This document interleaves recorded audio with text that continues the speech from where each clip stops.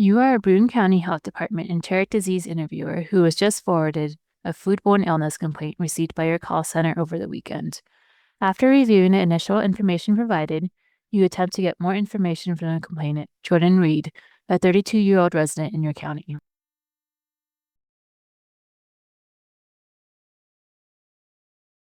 In this video, you'll hear a health department interviewer conduct an interview with Jordan, who believes she already knows what made her ill and is unwilling to provide additional information.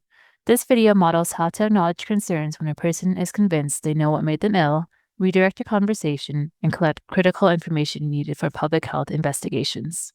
Please note that in this video, we use the terms complainant and interviewee interchangeably.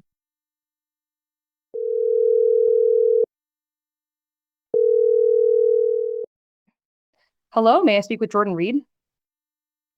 This is Jordan, who's calling. Hi, Jordan. My name is Taylor, and I'm calling from the Broome County Health Department about your foodborne illness complaint. Is now an okay time to talk for a few minutes? Sure, but I already told the person over the weekend that it was a chicken shop, so I'm not sure what else you need.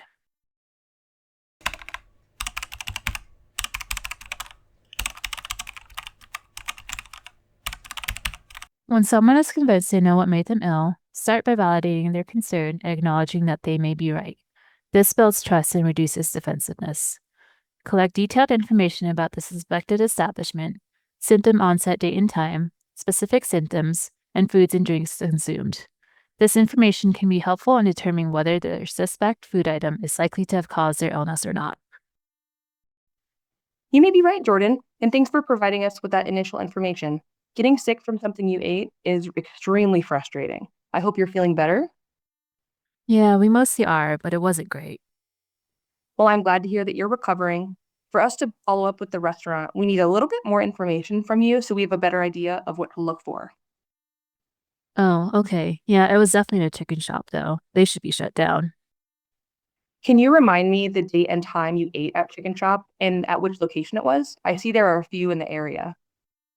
We ate dinner there on November 19th. We went after seeing a new holiday movie, so it was probably around 6, and it was at the Central Park location. Great, thanks for that information. Now I'm going to ask some questions about when you became ill, your symptoms, and what foods you ate.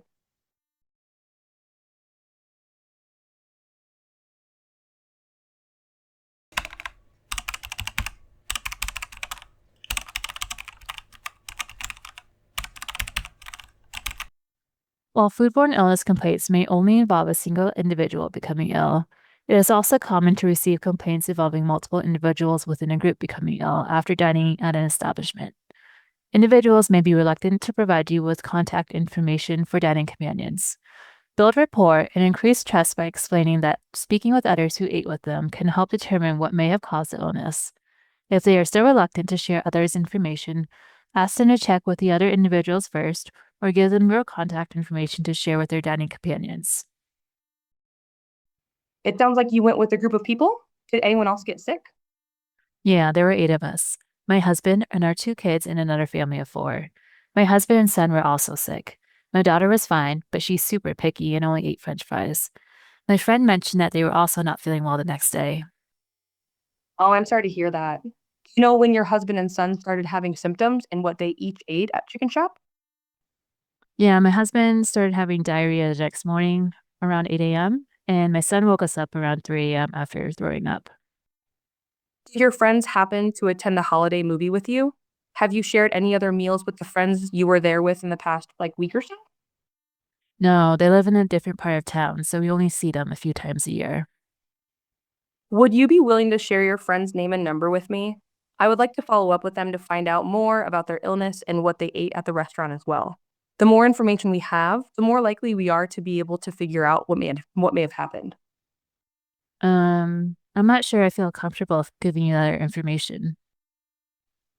Would you like to reach out to them first to check? Or I could give you my contact information to share with them. Talking to them would really help us in trying to pin down the food item that may have led to your illnesses and prevent others from also getting sick. I suppose it would be okay to pass along your information to them. That would be great. Thank you.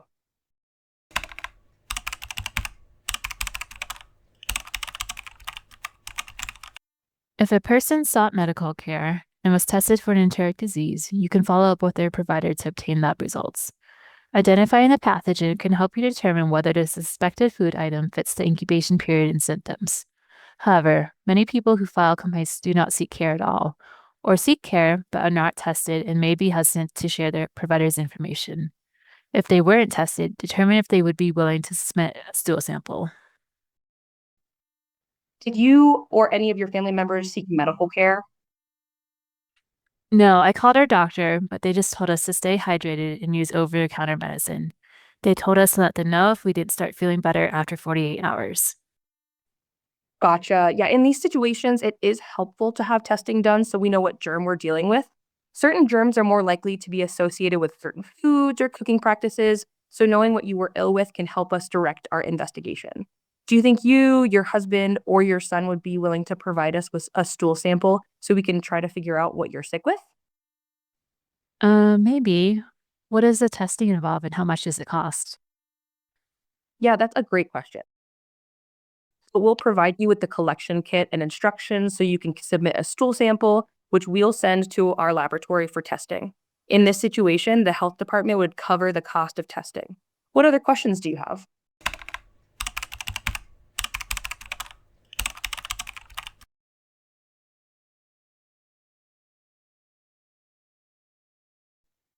Okay. Well, I want to know what we had. I think one of us can probably do the stool sample. Awesome. Yeah, that would be really great. And that would help us to shed some light on what happened here. Someone from our agency will be in touch to coordinate drop off and pick up with detailed instructions and supplies.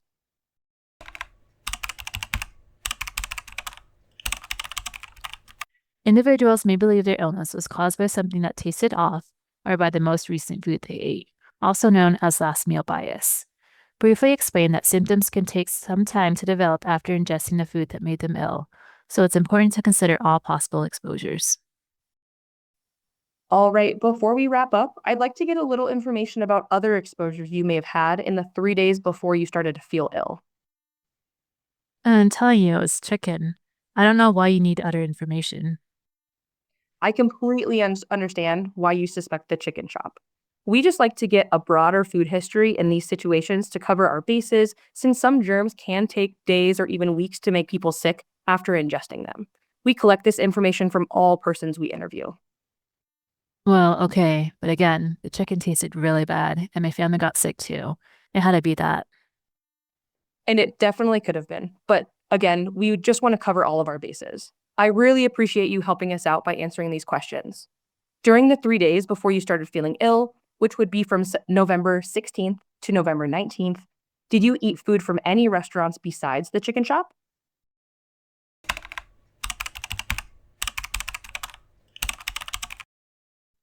When the interviewee repeatedly returns to the suspected item, use concise, respectful redirection to keep the interview on track. I mean, nothing else would have made me sick. Why are you even asking me about that? I know it was a chicken shop. I understand. We want to make sure that we're looking at the full picture and checking whether we've received complaints related to any other places you recently ate at. Are you able to think of any other places you got food from, including takeout or delivery?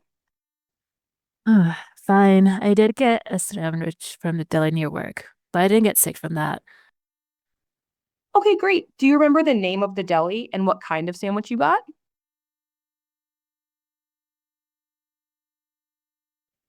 Thank you for going through those questions with me, Jordan. The information you provided here will help us figure out what's going on. What questions do you have for me? I'm pretty frustrated that this all happened to us. It completely ruined our holiday, and I even had to take a few days off work to take care of my son. Can you shut down the chicken shop for this, or can I sue them?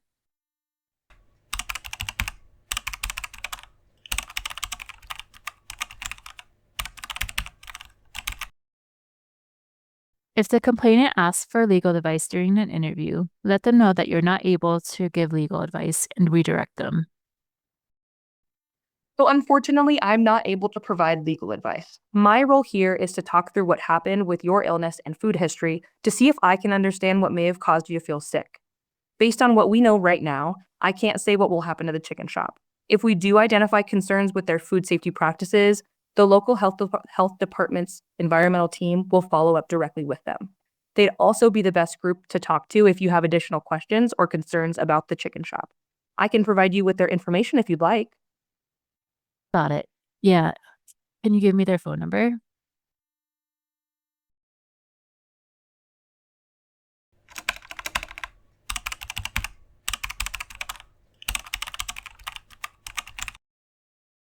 When a person is convinced they know what made them ill, acknowledge that the suspected item could be the source of their illness, but keep the door open for other possibilities. Collect detailed information about the suspect exposure, including establishment name and address, symptom information, including onset date and time and symptom duration, date and time of the meal, what each person ate and drank, and how the item was prepared or served. For example, if there were any menu modifications or if the item was served well done versus rare. Gather information about others who ate with them, including contact details, how many people went to the restaurant, how many people got sick, how many households they represent, how many people did not get sick, and what each person ate. Determine whether stool samples have been collected or if they would be willing to submit samples. Individuals may believe their illness was caused by something that tasted off or by the most recent food they ate. Briefly explain that symptoms can take time to develop after ingesting the item that made them ill. So it's important to consider all possible exposures, such as other recent meals, recent travel, and animal or water exposures. Redirect the interviewee as needed. If they repeatedly return to a suspected item, use concise, respectful redirection to keep the interview focused on gathering all relevant information. And lastly, if an interviewee asks for legal advice, let them know that you're not able to provide this type of information and redirect them back to the interview.